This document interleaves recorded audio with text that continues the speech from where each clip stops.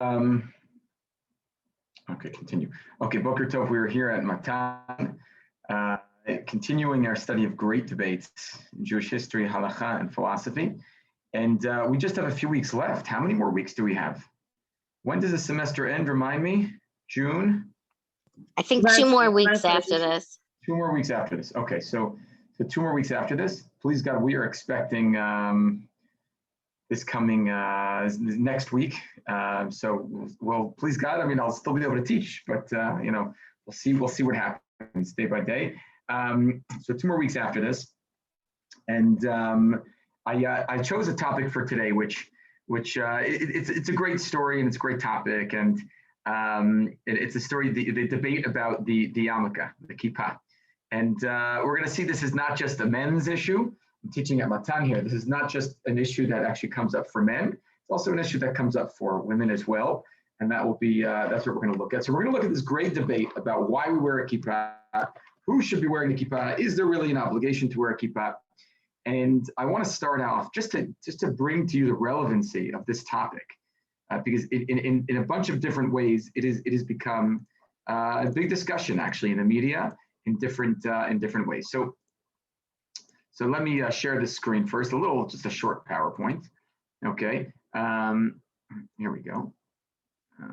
Presents. Okay, so Matan, the yarmulke debate. Okay, by the way, anybody know what yarmulke means? Where does the word come from? Yarmulke. Anybody? Where does the word yarmulke come from? There are those who say that yarmulke comes from yare malka, to fear God, which we'll see in just a little bit. Okay, let's go to picture number 1. Picture number 1, for those who know what baseball is, at least in America, I'm not quite sure what they do here when they sing a tikva, but it's customary for people to take off their hats out of a sign of dignity, of respect. Are Jews allowed to do this? Should a Jew take off their kippah when they're standing at a baseball or football or whatever sport game and they hear the anthem, whether here in Israel or in Chutz La'aretz, whatever it is? Okay, that's question number 1. Question number 2, there was a big court case a bunch of years ago in the Supreme Court that got to the Supreme Court in America about whether Jews in the armed services are allowed to wear a kippah. So here you have an example of actually a rabbi who's a chaplain serving in an elite unit, and he's definitely wearing his kippah there. So if I'm not mistaken, the court decided that you are allowed to wear a kippah, and, as part of your uniform, but it wasn't a simple issue. And that's just another example of how these issues arise. Number 3, I picked a picture here from a protest. There's a Jew protesting on behalf of Medinat Israel. He's wearing his kippah. And this is not such a simple thing anymore. In today's day and age, we're seeing there's a rise in anti-Semitism in New York and in America generally, certainly in Western Europe, we've seen for a number of years. And there is a big debate that's emerging about whether Jews should wear their kippot in public anymore. Post 1967, Jews were much prouder about their Judaism, and they, put on their kippot with pride. And today, people have to be concerned about security factors. And so this is another area where this is coming up.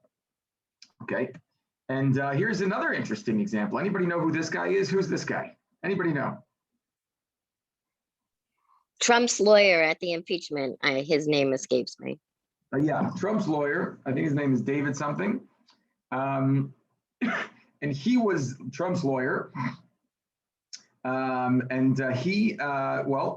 He was not wearing a kippah during the proceedings. I think during the second or third day he did. But during the first day, when he took a drink, in between the different lies that were being spewed, he covered his head. Excuse my political cynicism, but he covered his head, and because Allah demands that you're not supposed to drink something that would make a bracha without covering your head. Okay, this is an interesting picture because the question is whether this actually helps from a halachic standpoint of covering your own head. But just another example of where this came up. It was in the media. People were talking about it, so this is kippah we're seeing now. It's something about it has to do with how you present yourself to the world, so this is an interesting point. And now the final one, and the most pressing issue here in Israel, is we have this guy here on the right. And this guy on the right is vying to become the prime minister again, excuse me, on the left, against the guy on the right. We all know who this is, Naftali Bennett, Bibi Netanyahu. And Naftali Bennett is wearing a kippah sruga. He grew up in Bnei Akiva. We might be seeing for the first time in Israeli history a prime minister who wears a kippah regularly. People put it on for ceremonies, whatever it is. But here, Naftali Bennett wears his kippah on a daily basis. And this can be the first time that a prime minister is a kippah wearer.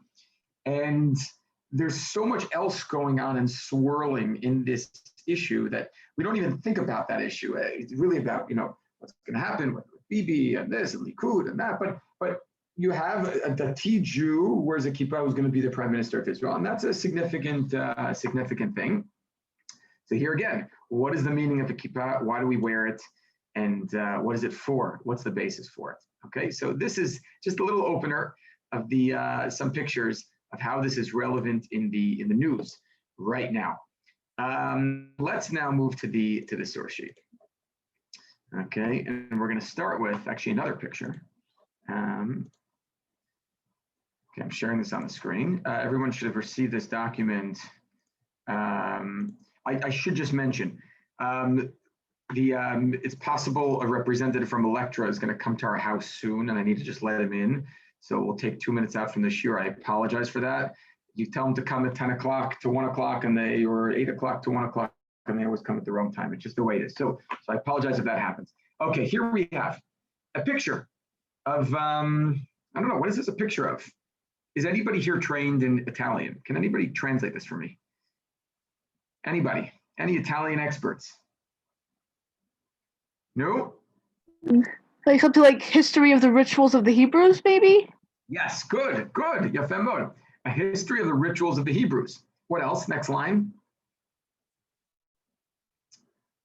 Who is this book written by? Someone who Who's this guy? Anybody know who that is? Modern rabbi? Rabbi Leon Medina. Oh, he's a rabbi. How do you know he's a rabbi? It says so. It says rabbi or rabbi. Yeah. Rabbi. Okay, so this guy's a rabbi. And okay, so now we're figuring out, and his name is Leon Modena, right? And where do you think he lives? Where does this man live? Venice. Venice, Venetia. Okay, good. And when was this book published? When was this book published? 1638. 1638. Okay, so would you say this is a book of, is this like a, I don't know, is this like a magazine, like People magazine, or would you say this is a holy book? What do you expect this book to be? Holy book. It's a holy book. Okay, so can you tell me something that looks wrong about this cover page? no kippah. Are there crosses? Yeah, the rabbi's not wearing a kippah. The rabbi is not wearing a kippah. It's sort of strange. Okay, I mean, you'd think on a cover book of a history of the rituals of the Jewish people, which is in our language is called halacha, the rabbi would wear a kippah, but he's not wearing a kippah in this picture. And we have to understand why he's not wearing a kippah. What does that have to do with it? What's going on here? So first of all, you can see a Hebrew version of this in Hebrew books, but we have here a history of Jewish rite. This is the English translation. History of Jewish rites, rituals, life, and of the Jews of these. And bring the Okay. I'm just, if you could please mute your device, thank you. By Leon Modena, Jewish rabbi of Venice, already published in Paris and now corrected by him, the author, and revised with license of the authorities, i.e., it passed the censors. In Venice, 1638, the press of Giovanni Caglioni. Okay? So this is a book of halacha written by a rabbi. Guess who the book is for? Who do you think he was selling this book to? Who would want to read a book about halacha? Please mute your devices. Okay, I'm going to mute everybody. And you could. Were there Marranos in Italy? Were there Marranos? There were some Marranos in Italy because there were some Marranos because Jews left Sfarad and went to Italy. There were some Spanish, formerly Spanish Jews. But who would the book of halacha be for? It's a very easy question. Non-Jews. Non-Jews? Why would a non-Jew want to read a book about halacha? Maybe non-Jewish, like clergy or something. A Catholic clergy who want to know what Judaism is about so that they can refute it. Okay, very interesting. So, okay, I'm just making sure everybody's muted who should be muted. Okay, someone's clearly driving their car. If just make sure you stay muted. So let's go back. So this is a book actually written for non-Jews. It's a work of halacha written for non-Jews so that non-Jews can learn about Judaism. And right away, this speaks to the level of integration of Jews in Italy, in Venice, with their non-Jewish counterparts. When you write a book for non-Jews to read, it means you have some connection with them, some relationship, and they might be interested or intrigued by your culture. And this is something that is unique about Italian Jewry, that there is a lot of acculturation and integration in Italian culture. We'll see that there were limitations on this. In fact, the first ghetto was built in Venice in 1516. Ghetto actually means it comes from the word foundry, a place where you do metal casting. And that's the basis for the name ghetto. So, but this is, so now we're going to talk a little bit about this guy and through him, the meaning of the kippah. So let's see a story about Yehuda Aryeh Modena, also Leoni Modena, Venice, 1571 to 1648. This comes from his Sheilot Teshuvot Ziknei Yehuda, which you can find in Hebrew books. This is the story. There was this incident, okay, where he gave a drasha on Shabbat morning about Gilui Rosh is keeping your head uncovered. I didn't start this issue. I wasn't the one who started up. It was somebody else. The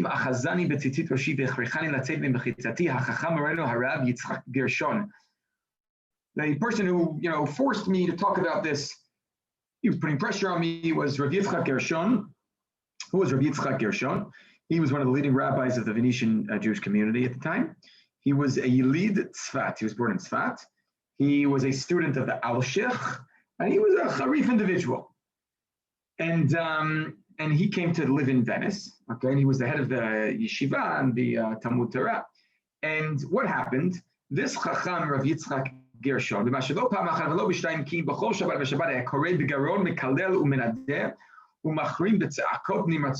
every single Shabbat, he would be running in the streets, screaming and yelling and cursing and putting people in the cherem, and screaming, whoever walks with their hat in their hand. Whoever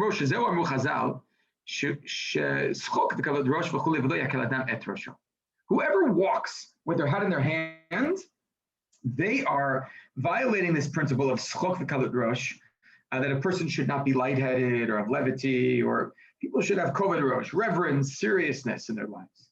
So he was very upset about people walking without their hats on their heads. He said, this is rebellion against the Torah, against God. Wow. Just because you don't have your kippah, your head covered. The Ankvar, sort of Modena continues, the Ankvar, Rov b'nei Italia, and considering the fact that most Jews are lenient about this, especially in the ghetto, and I personally, sometimes I'm speaking to prominent individuals, the Sarim ministers of government or other potentially Christian clerics who we had relationships with, because of the heat. It's hot in Italy in the summer. And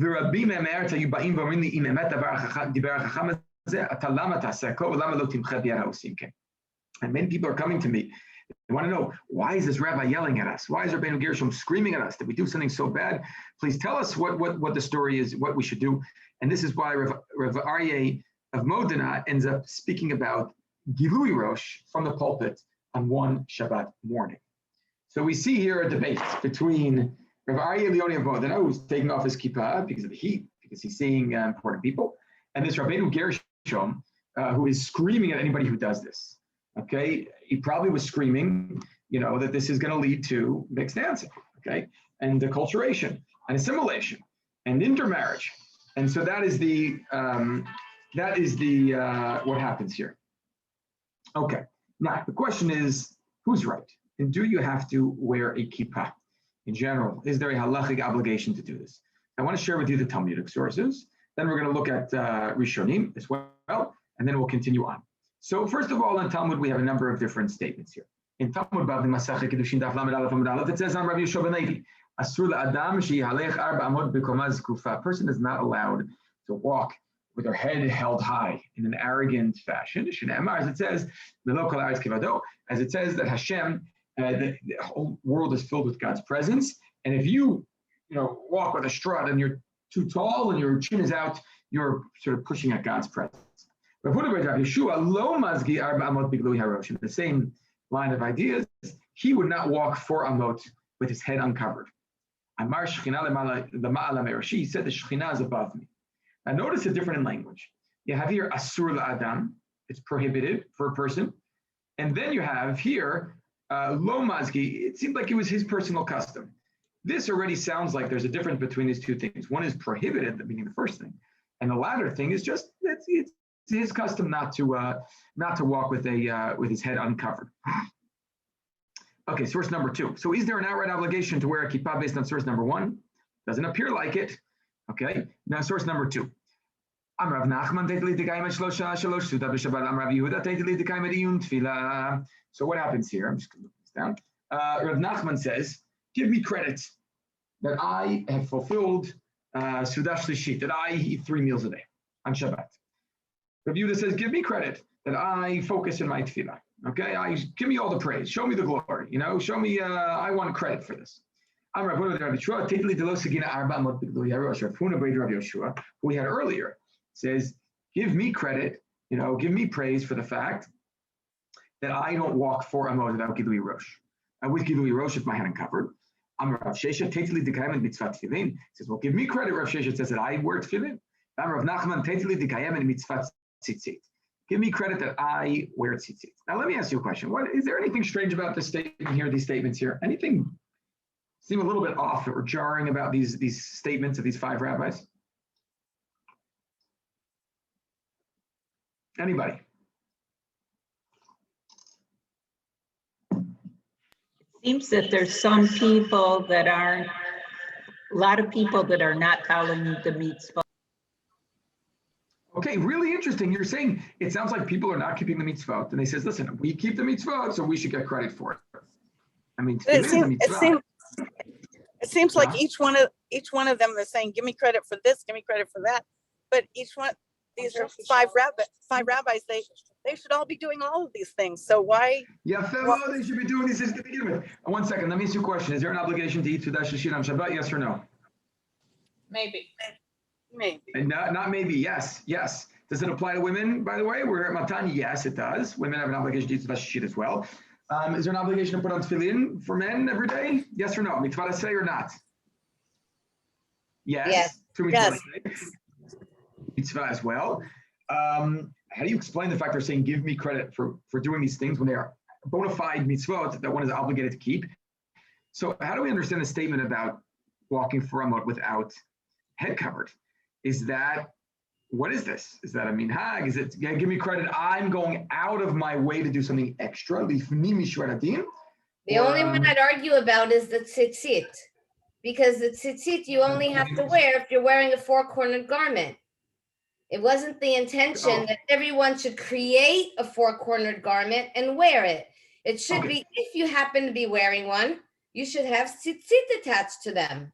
So you're right. So you're right. Rav Nachman could say, give me credit for wearing tzitzit because you don't really have to. Correct. You only have to wear tzitzit if you have a 4-cornered garment. If you don't have a 4-cornered garment, the obligation doesn't exist.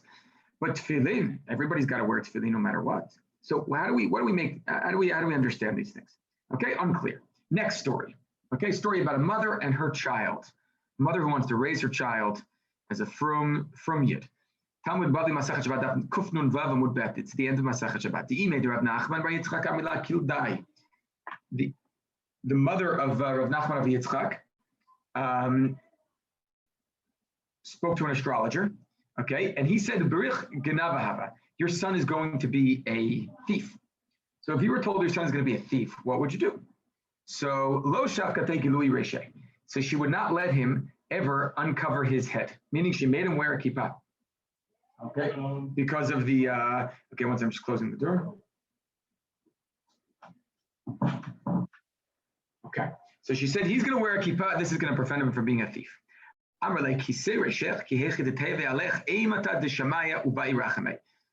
your head so that you have God's fear of God's, heaven. And this, you'll seek out God, and God will have mercy on you. He had no idea why she was saying this to him. One day, he was sitting under a date tree.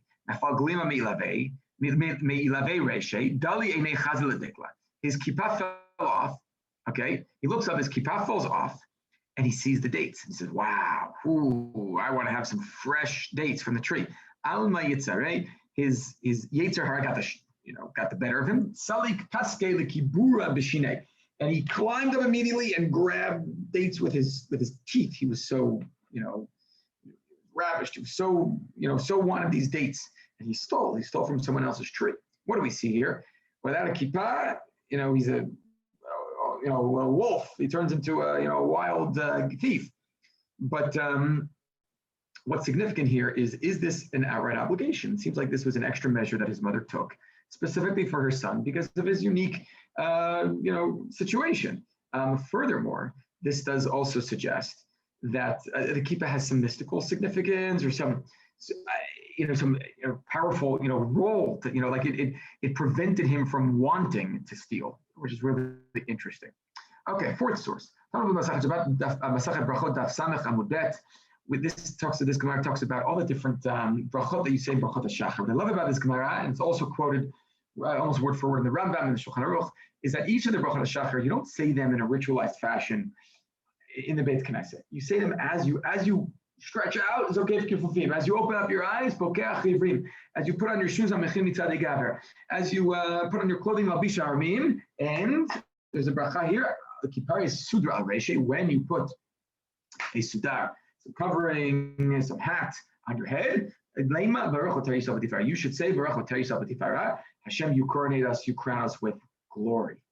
So does this suggest that you have to cover your head with something? You're making a bracha on it. If you're making a bracha, mashma that. But is it a halachic obligation? I need to wear shoes. Some people don't like to walk around with shoes, right? So if I don't put on shoes, I have to say machim mitzadei gaver. There's an interesting discussion in halachic sources about whether you have to say these things even if you don't fulfill them. Today, we basically do that. We've ritualized and synagogized this process. Instead of being a natural part of our everyday experience of saying a bracha with each action, we brought this to the Beit Knesset, and we say all the lines even if we don't fulfill all of them. So we have four Gemarot here, and they together they present an unclear picture about whether one needs to wear a kippah. Is this an extra measure? This is called midat chasidut, is an obligation. So let's see the Rishonim. Let's start with the Rambam Sefer Moreh Nevuchim Chelek Gimel Perek Nun Bet.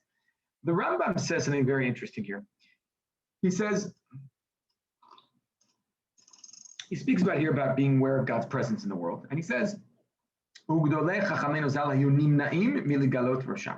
our great sages would prevent themselves from uncovering their head, because the Shekhinah rests upon a person's head. Now this is interesting. Who was wearing kippah according to the Rambam? No, who was wearing a kippah? Anybody? Sages. The sages. Gidolei Chachamenu. Maybe a great rabbi wears a kippah, but average layman, person sitting in the pews, Jews in the pews, no, they don't need to wear a kippah. It's dafka for the more frum people who are the great Talmud scholars. They need to wear a kippah, but regular people do not. And here we start, now we open up to a fundamental question. This contrasts very differently sort of with the story about the mother of Rav Nachman. Is a kippah meant for the most religious people, or let's say the less religious people? Is a kippah meant for a person sitting in the Beit Midrash, or for a person who's dafka working in the field? Okay, is a kippah meant to enhance and enrich and deepen a religious experience, as we'll see, or is it meant for when you are walking around in the streets in a non-religious environment, dafka? That's when you wear your kippah. Is it protection from the outside world, or does it somehow enhance religious experience? we're seeing here the great sages would wear a kippah, okay, to be extra aware of God's presence in their lives, but it's not an obligation on the regular person, and this would not appear in the Shulchan Aruch based on this. Now we come to the Beit Yosef, Rav Yosef Karo, and the Shulchan Aruch. Rav Yosef Karo was born in Spain, moved to Tzfat, and he codifies the Shulchan Aruch. Before writing the Shulchan Aruch, he has a work called the Beit Yosef, which is an encyclopedic work which gathers together all the different Rishonim on different topics. And then what he does is he codifies what he has in the Beit Yosef. So in the Beit Yosef, he brings a range of opinion. Shulchan Aruch, it's clear-cut, dry halacha, in terms of do this, don't do that. So he's going to say different things in the Beit Yosef. We're going to try to make sense of the Shulchan Aruch now, just to get a psak on this issue. Beit Yosef says, first of all, says, first of all, the fact that you have to make a bracha when you cover your head in the morning, mashma that it's prohibited to walk with Gilui Rosh during the day. What's his source for this? Is Shabbat Kuf Yud Chet. Shabbat Kuf Yud Chet was the statement of Rav Huna Bar Rav Yoshua. Okay, so how's the Beit Yosef read this? It says, just like you're obligated to put on tefillin and tzitzit and do these other things, you're also obligated to cover your head. Okay. Next statement in the Beit Yosef, even those who say that one is not obligated to walk with cover their head. Everybody agrees though it's a pious thing to do. So one opinion is saying it's an obligation. It's prohibited, in fact, to walk without a head covering. The other one is suggesting that it's a midat chasidut. As we see in Siman Tzadi Aleph, what's the reason? Because we have to have fear of God, okay, on our shoulders, on our heads. So there are two opinions according to Beit Yosef. One, that it's an outright obligation because it's prohibited to walk without a kisui rosh. The other one, that it is just a midat chasidut. It's a extra pious thing to do. So far, no discussion, men, women. We only saw men saying statements in the Gemara. That's generally how the Gemara is structured, just the way it is. But there's been no discussion here about maybe women can wear, kippah, nothing about, but we will get there soon. The Beit Yosef HaKolbo. Okay, the Beit Yosef now is going to quote 5 opinions. Truth is, Masechet Sofrim really could be under of any. Okay, 4 opinions about Gilui Rosh. This is in Siman Tzadi Aleph of the Beit Yosef. HaKolbo Katan. She'eno asur is a medieval Rishon, halachic book. She'eno asur lelech b'gilui rosh ki ma she'amru b'perek kol kitvei teitili d'lo sakina d'al b'gilui rosh. So namar shezo midat chasidut. First, he quotes from the Gemara in Shabbat that it's a custom. I mean, it's not an obligation to wear a kippah. It's midat chasidut. It's an extra pious thing. That's now opinion number 1. Opinion number 2 is Rabbeinu Peretz. Katav sheish limchot shelo yikanes beit hakneset b'gilui harosh. You're not allowed to walk into the Beit Knesset without your head covered. Interesting. Dafka, it's in the Beit Knesset, but you can't wear a kippah. Then you have to have a kippah. And that goes back to our distinction here. Is the purpose of a kippah to enhance religious experiences when you're in holy spaces, or is it to protect you when you're outside in the world? This suggests it's dafka when you're in the Beit Knesset that you wear a kippah. And culturally, sociologically, this may be one difference between Ashkenazim and Sfaradim. Okay, Ashkenazim tend to always wear a kippah. Sfaradim, not today, maybe a little bit less today, but it used to be a Sfaradi would take out his kippah, put it on when he's making a bracha, when he's davening, when he's in the Beit Knesset. But when he's out walking the street, he doesn't wear a kippah. Okay, so that it might play out in those practical differences. Rabbeinu Yucham is another interesting. When he's not allowed to make a bracha, specifically making a bracha with covering one's head. So it's more expansive than Rabbeinu Peretz, but still working the same model. It's dafka when you're engaged in religious experience. They have to have a kippah on. Not when you're walking in the street. Not, it's not about that. It's not about when you're, traveling or when you're involved in religious experience. And he brings a source, Masechet Sofrim, Perek Yud. And the discussion here, we're not going to get to the whole source, but it suggests essentially, Masechet Sofrim, he brings things as a proof that you're not allowed to recite holy words without having your head covered. Now, halacha l'maaseh, the Beit Yosef says, Machloket whether you're allowed to make a bracha with Gilui Harosh or not.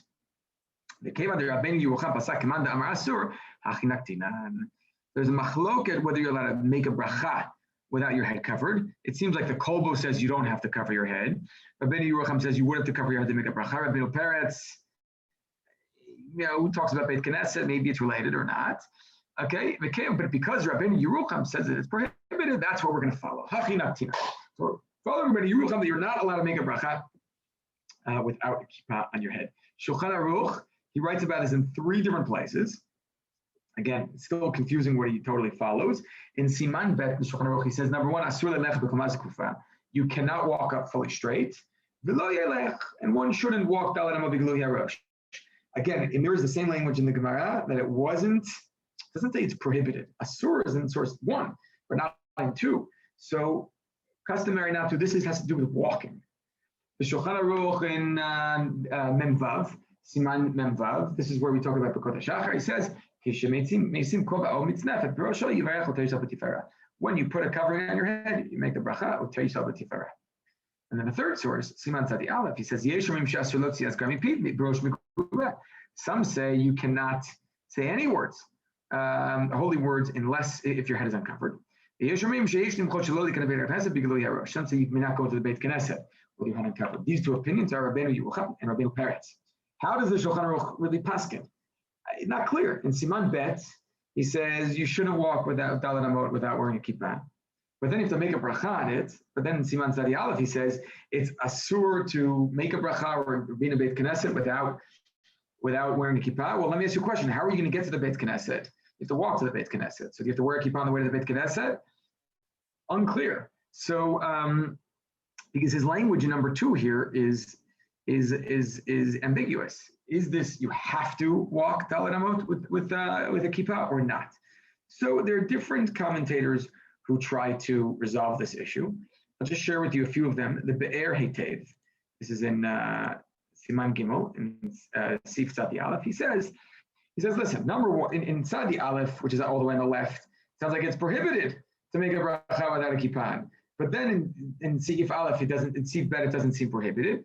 So we have to say,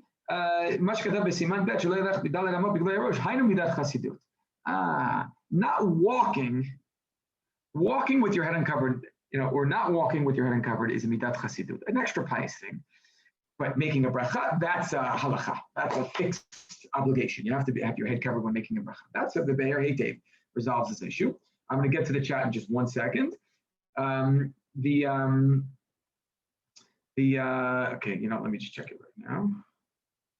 Sorry. Okay, I will try to read a little bit slower. Apologies. Okay. Now we get to Yechavedat. Okay, we're going to look at just a few more sources in the Achronim who try to resolve what the Shulchan Aruch is saying here. I don't want to dwell upon this too much. Okay, but I'll say a pointer about each of them. First, in Sheilot Utshuvot Yechavedat, this is Rav Ovadia Yosef. Apparently, by the way, he gave Yechavedat was on the radio. Okay, he would answer questions on the radio and quote all these sources, and then they recorded it in writing. Okay, and it just teaches you about his geniusness. I mean, he remembered all these sources by heart, Rav Ovadia Yosef. So the Shulchan Aruch, Rav Ovadia Yosef is trying to resolve contradictions in the Shulchan Aruch, which we just pointed out. In the end, he says something which, to be honest, is not so clear. Mikol makom halacha k'mishnah. This is number 3. Mikol makom halacha k'mishnah achrona shebesiman tzadi aleph. Halacha is like the second teaching in Siman Tzadi Aleph. She'ein ze ela midat chasidut k'pashtut hashas. Okay, so basically what he says here is that walking around Dalet Amot, Birshut Rabbi, walking around Dalet Amot, that's a midat chasidut. Okay, meaning you have to cover your head when you're making a bracha or in the Beit Knesset. But when you're just walking, that's a midat chasidut, according to the Rav Ovadia Yosef. Okay, 1 second. Okay, but he then recognizes that in the Beit Yosef Siman Memvav that it's prohibited, so it's really not clear. Then we have the Birkei Yosef. The Birkei Yosef is Rav Chaim Yosef David Azulai, 1724 to 1806, very eclectic figure. He wrote books on nearly every topic in Judaism, even on zoology. Okay, He was a stucco collector and he traveled all around the Jewish world. So he's got fascinating accounts of his exposure to different Jewish communities. Something that he points out is that, in order to, he says, listen, from based on Siman Bet, it's pretty clear that one is not obligated to walk with a kippah. And the language in the Shulchan Aruch was, V'lo yelech, you shouldn't walk. But it doesn't say it's prohibited, it's just that you shouldn't do. So midat chasidu, meaning it's an extra pious thing. And he has to go back to the original Gemara to reread that Gemara. And he says, listen, this Gemara in Masachet Shabbat Daf Kuf Yud Chet, where we spoke about the 5 rabbis all asking for praise because they observed certain mitzvot.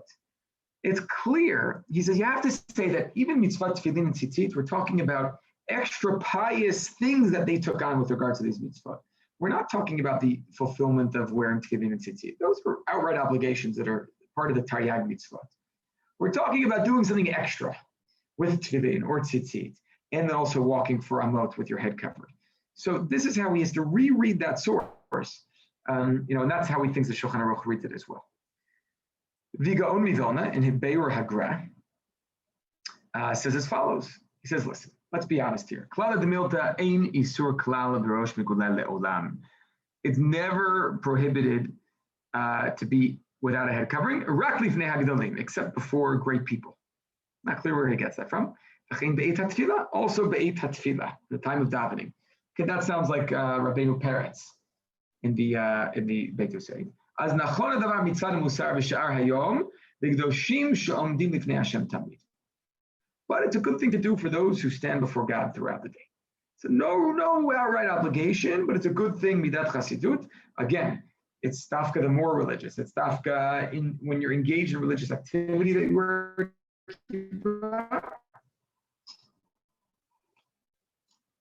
and less of an obligation when you're out there in the world. Okay, this final source here is composed by Rabbi Shalom Esas, or Mashash, different ways of reading his name, in Shelot Tshuvot Shamash. And in this source, he also tries to resolve some of the contradictions in the Shulchan Aruch.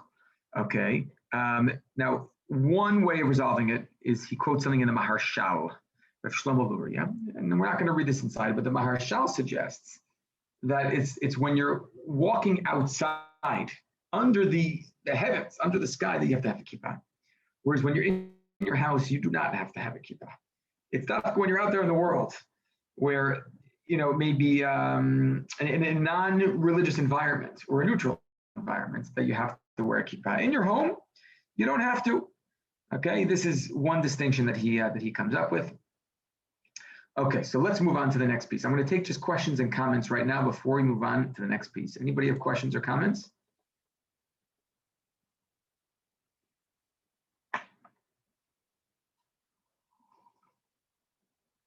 Okay. What I would say, just to summarize this section, is it's pretty clear from the sources that the kippah it was not an outright obligation, okay? It becomes an obligation. It becomes much more than an obligation, as we'll see in just a second. But the kippah definitely doesn't start that way. It starts as a midat chasidut. It's an extra pious thing, and it gets transformed and concretized, and it becomes part of daily Jewish life. But that's not what the original sources suggest. And this starts to, sort of encourages us provokes us to think about, and stimulates us to think about, are we wearing a kippah? Why do we wear a kippah? Why do I wear a kippah? Why do men wear a kippah? Is it for extra pious reasons? Is it to cover bald spots? Is it to show that I'm on this team or that team? I'm on Maccabi Tel Aviv, or they're my team, or I voted for this president and this prime minister, or I defend Israel, so I have my game Bendavid-A. What is this? Are we doing it for extra pious reasons? And there's musar here. There's good lesson that we should always return back to the original sources to find deeper meaning in the things that we are habituated to do as halachic Jews. Okay, you feel obligated to identify with your group too. Okay, nachon. There is an element of that. We know there are different types of kippot: suede, black kippot. You have colorful kippot srugot, leather kippot, all different types of kippot, and they do They'll signify different things. Okay, new problems and new meanings. Now we're going to see some problems that arose with wearing kippot and also bring new interpretations. First of all, the Maharshal. The Maharshal was a 16th century Polish rabbi, contemporary of the Ramah, of Moshe Isserles, who wrote the Ashkenazi glosses to the Sephardi Shulchan Aruch. And he deals with, I love this piece. This is unbelievable because he's calling out religious hypocrisy. Why religious hypocrisy? He says, because people are careful about certain things that are less important than the things that are really important. Okay, so what happens? He says people are walking b'achshav, hu lahefech. בקומה זקופה אינם נזהרים, ואדרבה הגאים והעשירים הולכים בתויי גרון ובגלוי הראש נזהרים. Says today all the powerful machars of the community, the people with money, they walk around with their head covered, but, look at me, bold shoulder, broad shoulders, standing up straight, the komaz kufa. So when it comes to komaz kufa, which we said was prohibited to walk straight, fully, stretched out, that everyone disregards. When it comes to wearing kippah, everyone's wearing a kippah. That's the firm thing to do. Okay. He goes on to give an example of a chacham, one sage that he knew, that he dafka found it uncomfortable to wear a kippah when he was learning Torah, and he, basically felt you don't have to. Maharshal says, the truth is you don't have to really wear a kippah. So yeah, it's a good thing to do. It's midav chasidut, but there's no obligation. But now he's gonna blast the Ashkenazim. Now I'm gonna talk about the disgrace of the Ashkenazim. He's an Ashkenazi rabbi. Ashkenaz in this case, maybe it's referring to Germany where he's in Poland. I'm not sure. Now we talk about Ashkenazi Jews, generally Jews who came from Eastern Europe, or Germany and Eastern Europe. I'm not sure what the term means in the 16th century, 100%. But he says, "Bevadai mi sheshotei yain nesach malon shel goyim, va'ochel dagim v'ushalim b'kelim shelahem." He says, what do you have? You have Jews who are going to visit motels and hotels throughout, as they travel throughout Europe. And they're eating fish cooked in the kitchen of a non-Jewish cook. And they're drinking wine, whatever wine is served to them. It's yain nesach. It could be ritual wine. And they're not concerned about this at all, okay? But they make sure to wear a kippah, of course. But then you have other people who only eat ochel kasher with a tuda, okay? But they don't wear a kippah, and they're frowned upon. People treat them condescendingly. He says, what's going on here? People have misplaced values, okay? We've forgotten about what's important and what's of secondary, what is important and what's not important. And so you see here how the kippah can become a tool for religious hypocrisy because you look frum wearing a kippah, whereas when you're not wearing it, you might not look Jewish for all we know. And it reminds me of a story my friend was telling me. Very good friend who's a psychiatrist now in Yerushalayim, a very established psychiatrist. And he was about tshuva, and he became very learned, and he went to yeshiva, and at one point in life he put on a black hat. And he was telling me how there was such a power to wearing a black hat. People would really look at him differently. People would certain respect that he got. There was a certain, he felt more frum walking around with a black hat. It just changed his own self-image and how people related to him. And he said, listen, it's a powerful thing, but also a dangerous thing because it does often, people relate to you differently and you relate to yourself differently. And the kippah also, sort of played into this problem with dvarim chitzoniim, external things that sometimes hide, what's beneath the surface. That's issue number one. Issue number two is an issue of chukot akum. Chukot akum means that you are not allowed. It's actually a prohibition in the Torah. Lo telchu b'chukoteim. You may not walk in the ways of akum, of non-Jews. You can't copy what they do. So this is a big question. Well, what do we define as the laws of akum, of non-Jews? Are these specifically idolatrous practices, or are these common customs, etiquette of non-Jews? Let's say Jews start wearing, non-Jews, it's like stylish to wear jeans. Does that mean a Jew's not allowed to wear jeans? Let's say non-Jews like eating pizza. Are we not allowed to eat kosher pizza? How far do you take this? What is defined as chukot akum? And we're going to see there are maximalist and minimalist readings of this principle.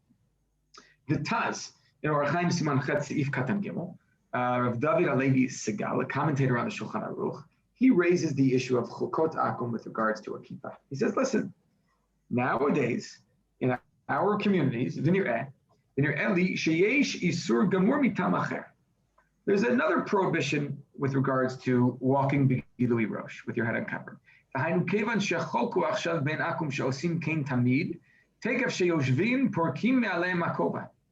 Says, you know what non-Jews do?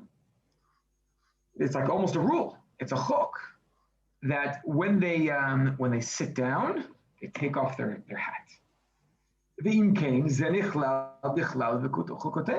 has now become a trendy and established thing to do. And this now falls into the purview of uvechukoteim lo telechu. Kol shekein b'chok zeh sheyesh tam dikisui harosh mereh al yirat shamayim, all the words so that a kippah causes a person to have yirat shamayim. So he says, if a Jew takes off their hat, okay, now then you are like following the non-Jews. Now, it's not clear from here, now that I'm thinking about the source, is he saying that it's you're following the non-Jews if you don't wear a kippah at all, or you're following the non-Jews if you wear a kippah and take it off, okay? So you wear a kippah and take it off.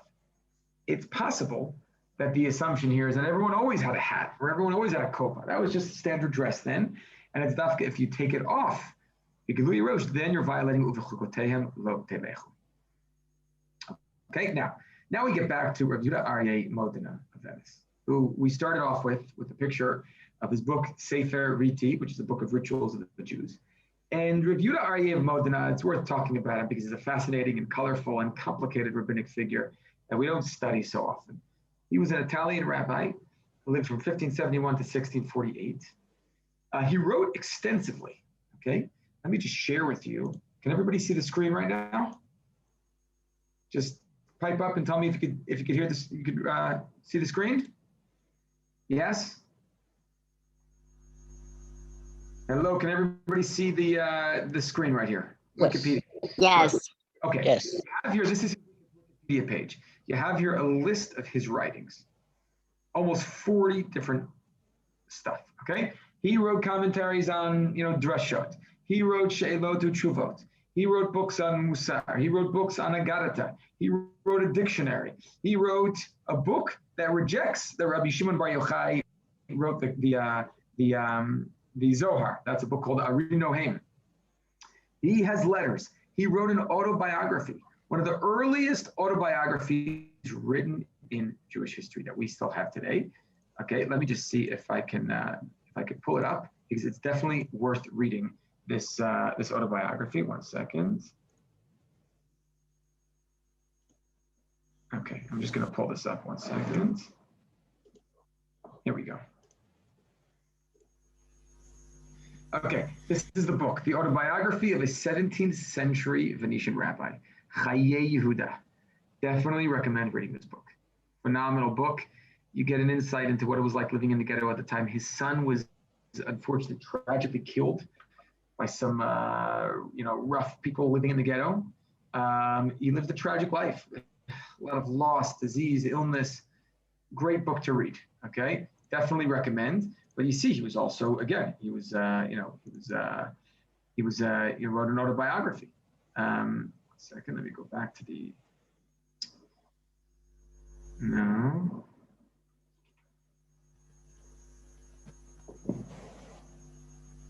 Just pulling this up here. Okay.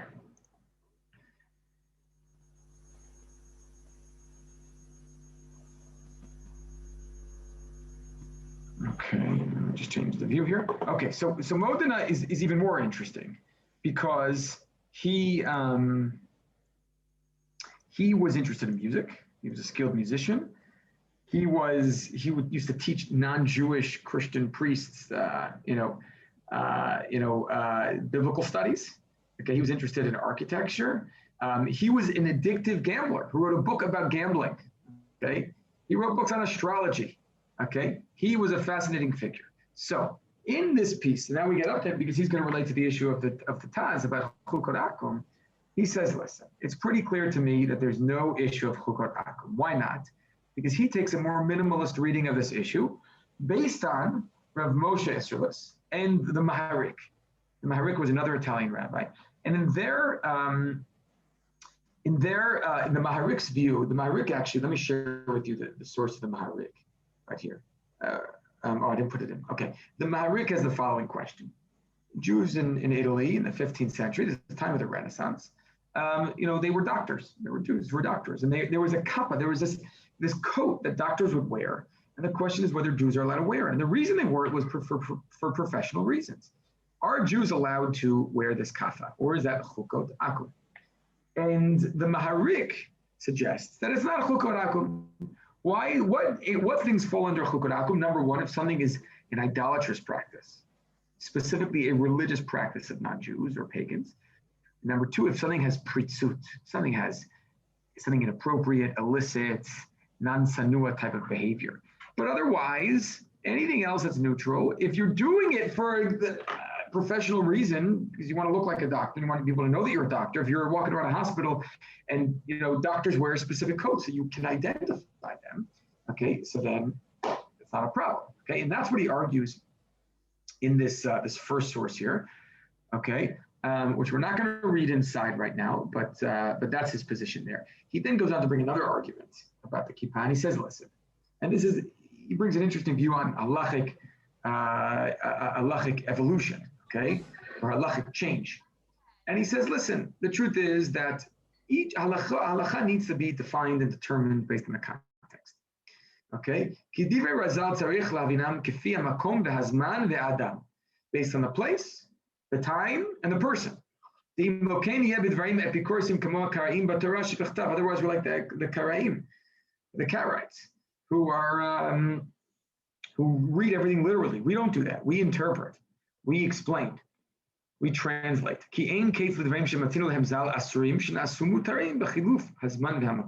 Many things have become permitted over time that were once prohibited.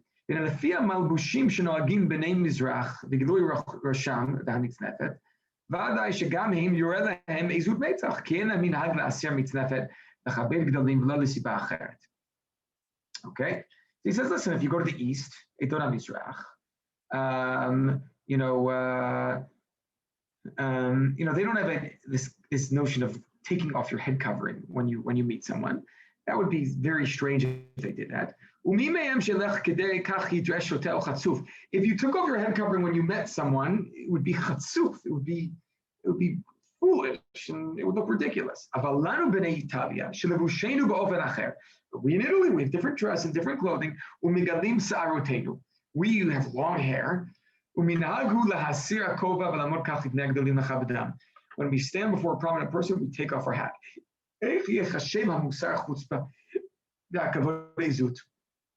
is this considered? That's not an arrogant thing to do. That's basic dignity and respect. If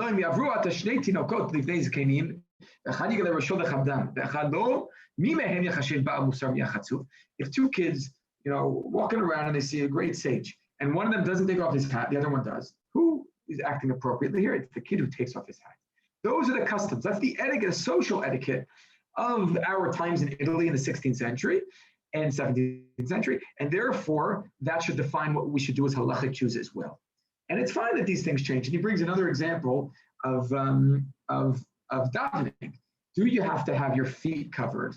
Would you have to wear shoes when you daven? So the Shulchan Aruch and the Rambam say, listen, depends on the place.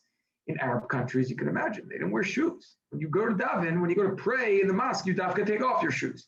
In churches in Western Europe, they dafka wear shoes. So it depends on the different culture to understand what is considered appropriate, respectful behavior in a particular context.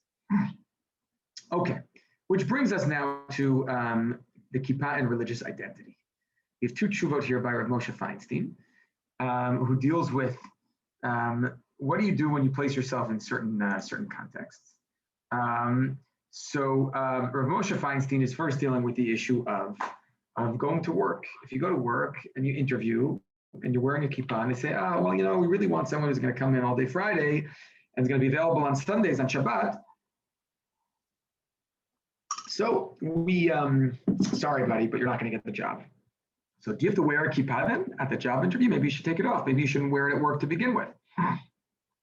So we have, first of all, Rav Moshe says, from the fact that this is not an outright obligation to wear a kippah, so certainly you don't need to, lose your income to do that. Okay, there's a principle that that you only need to spend up to a chomesh, 1/5 of your wealth, to perform a mitzvah. This is not even a mitzvah, so you don't need to do that. But number two, is this considered chukot akum? Are you violating chukot akum if you don't wear a kippah? He says, "Uvipracha b'midinatenu b'zman hazeh shebarur shelo mitzad hachukim osim zeh ela mishum techein nakel lehu yoter. U'getachazinan sheshum ish b'midina zeh olech b'kol b'shuk. The Shomer Torah, Nami ein olchim b'kova ela b'yarmuk hadaka, da'af b'choref shekar b'chutz lelech v'lo kova. Tekef sheba'in lebayit chotzin hakova'im mavishin yarmuka. Im ken vadai b'shvil zeh gam anochrim אין הולכים וקובעים כשחם גם בחוץ, אף כשחר בחוץ ומוכרחים ללך וקובע בחוץ, וכשבאים הביתה פושטים הקובעים. וכיוון שהם אינם צריכים ללכת בכיסוי הראש, יושבים בגילוי הראש. ולא שהם יושבים בגילוי הראש מצד כפיתת איזה חוק. He says, listen, he's speaking to the Taz and he's saying, listen. Back in the day, people dafka took off their hats out of respect to follow social etiquette. He says today, America is much more casual and functional. You wear a hat in the street because it's sunny or because it's cold. You get inside, you take it off. You're not taking it off to show respect. You're taking it off because you don't need it anymore. So therefore, there's no way that this is considered chukot akum to take off your kippah. Okay. Avalo sheim yoshvim b'gilui harosh mitzad k'peitat eizeh chok d'lachein leka bekan sfara ataz. לכן לכולי עלמא הוא רק זהירות מצד המנהג הטוב והקדוש שלנו שלא לחמיר, זה מעשה שהפסד ממון הוא אונס. And he says, listen, so therefore taking off your kippah is not a violation of chukot akum, because people take off their kippah for practical, functional reasons, not for ritual or social, out of social etiquette. That's the first source. Another source, which we're not going to read inside, is Rav Moshe Feinstein about if you're going to a party, at a dance party, should you take off your kippah or keep it on? Big question. Chilul Hashem, desecration of God's name. Someone sees you at the party with the kippah, they say, I guess look, this is what Jews do. This is how Jews behave.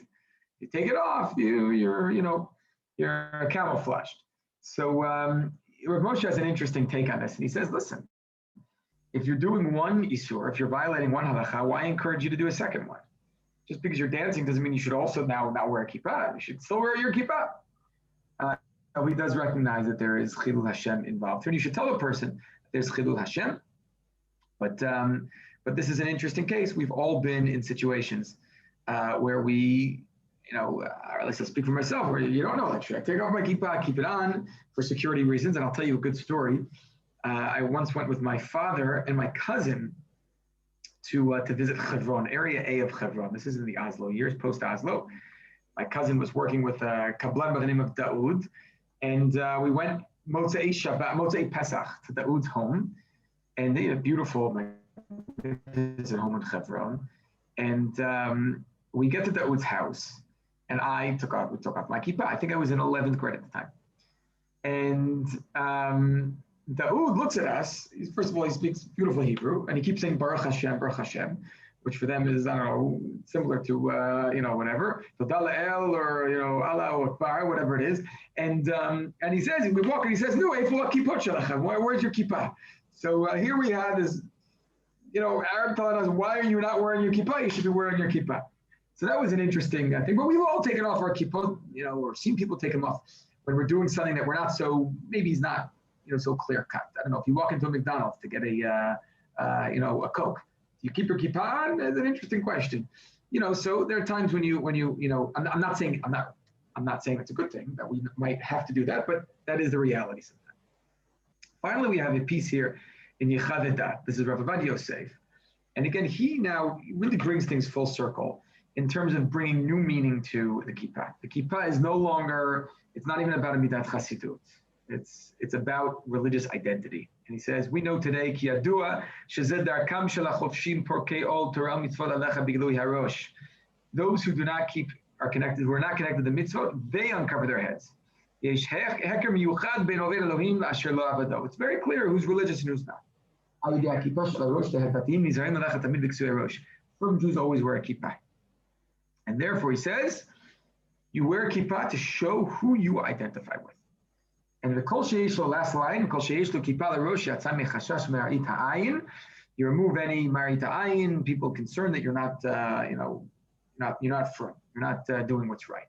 So here we have the kippah is now transformed to state, a totally other meaning, which is the kippah now is an identifier. I am a person who identifies as a frum Jew, and that's what it means.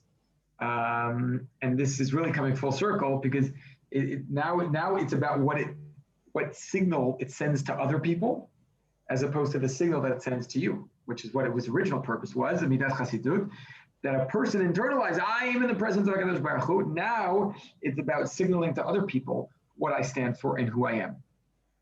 Now we get to an interesting piece here. Do women have to wear a kippah? So based on the sources that we've seen so far, what do you think? Should women have to wear a kippah, yes or no?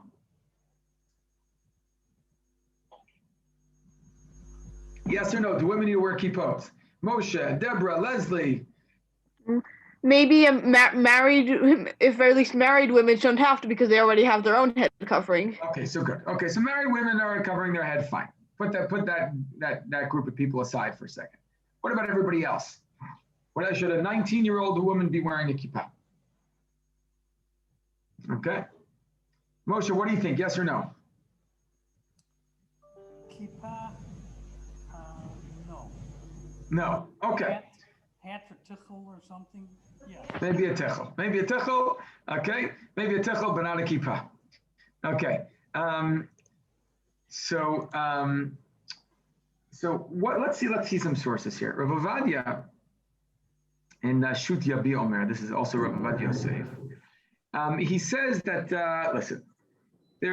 First of all, there's a famous Rambam. The Rambam says that women, unmarried girls, need to cover their hair just like married girls. We don't paskin like this Rambam. No one does. Maybe in communities, Idona Mizrach communities, they did a little bit, places like Tima and other places. But, and that's because that's what they did in Muslim society. Okay, and that was a definition of tzniut in those societies. And that's something that's perhaps socially determined. But we don't paskin like this way, certainly not in the Ashkenazi world. So he raises the question, are women obligated to wear a kippah? Or maybe when they're davening, or not wear a kippah, kisui rosh, covering their head in some ways. He says, we've never heard of people being stringent about this. And therefore there's no reason to demand this. But he says, he quotes at the end here, he says, if a woman feels that she should cover her head, not necessarily with a kippah, but with some covering, that might be the right thing to do, midat chasidut, and women can, of course, partake in that. Then we have in the next source, Rav Matzliach Mazuz, a Tunisian rabbi who was actually killed in 1971.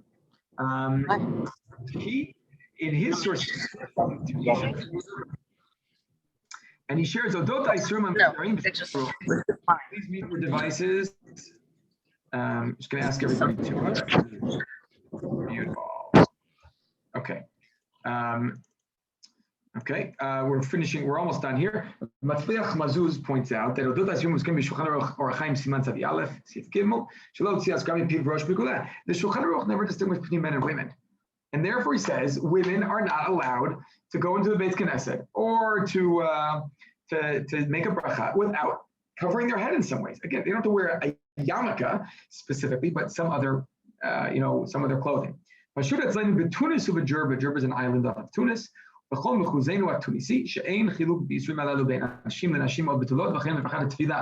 There are no differences between men and women, married, unmarried, in this issue. You're making a bracha, you're davening, you're learning, you're in the Beit Knesset, you should have your head covered. And Eliezer Melamed also has something very interesting to say here, that he discusses maybe women should also wear a kippah, and he says that this indeed is a custom, or at least to cover their head in certain Eitan Mizrach communities. He says, nonetheless, our custom is that women don't do it. Okay, But Tanakahu, שהואיל ולא מצינו מנהג חסידות שבחורות יחבשו במשך כל יום כיפה, משמע שאין הכיפה נחשבת לגביהן ביטוי ליראת שמיים. Seems like women don't need this. וממילא אין עליהם חיוב לחבוש כיפה בתפילה ובפגישת הזכרת שם השם. They have no obligation to cover their head. And now then he gives a theological explanation for it. He says, women have a natural form of kedusha, of holiness, of yirat shamayim. They don't need an external object like a kippah in order to treat them, to encourage them to have yirat shamayim. They dafka don't need it, whereas men do.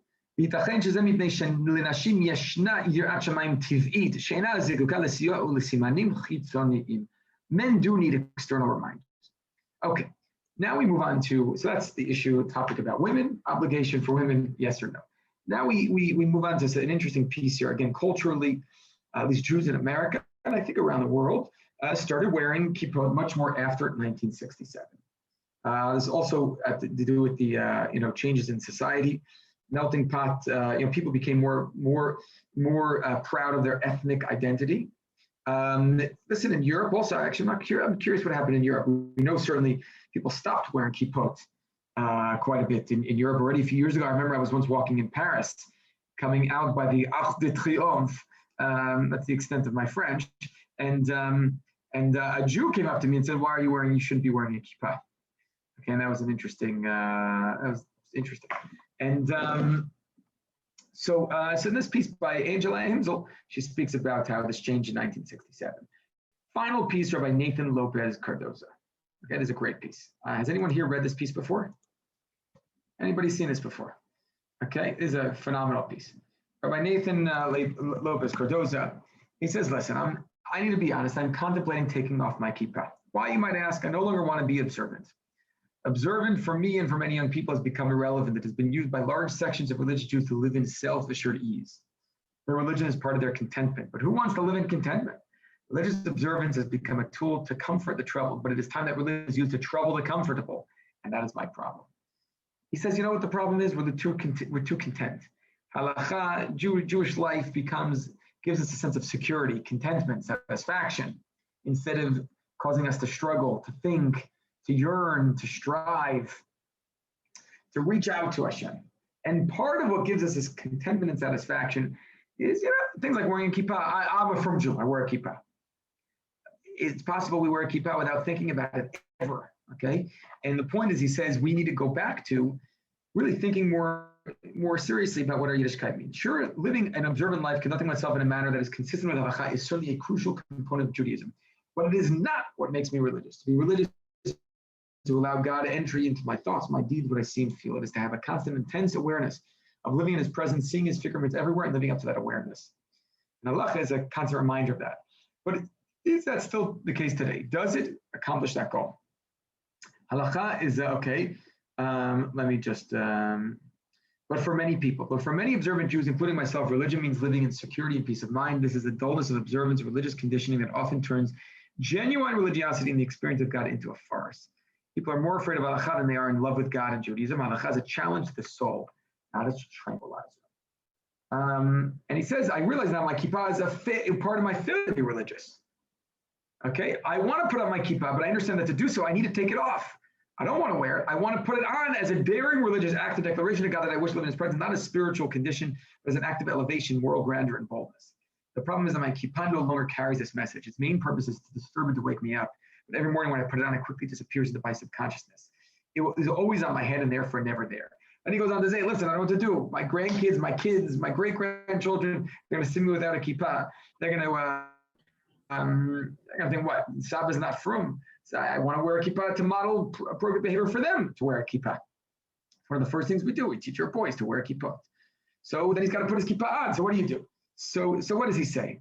And then he speaks about the people who are wearing kippah today are sometimes criminals, and this is a terrible thing. So what should I do? I don't know. Perhaps the solution is to wear a kippah shkufa, a transparent kippah, which no one but the Lord of the universe can see. But would that help me in my search for religiosity? I need to be bareheaded while wearing it all the time. Who would have thought that something as simple as a kippah would become a religious problem of considerable magnitude? And this is a debate about the kippah. Is an obligation, not an obligation? What does it say about us, our religious identity, our relationship to non-Jews? This is all debated in this topic of the kippah, the debate about the yarmulke. So we're going to stop here, everybody. Hope you learned something new today. And I'm going to stop the recording. If you have any questions or comments, feel free to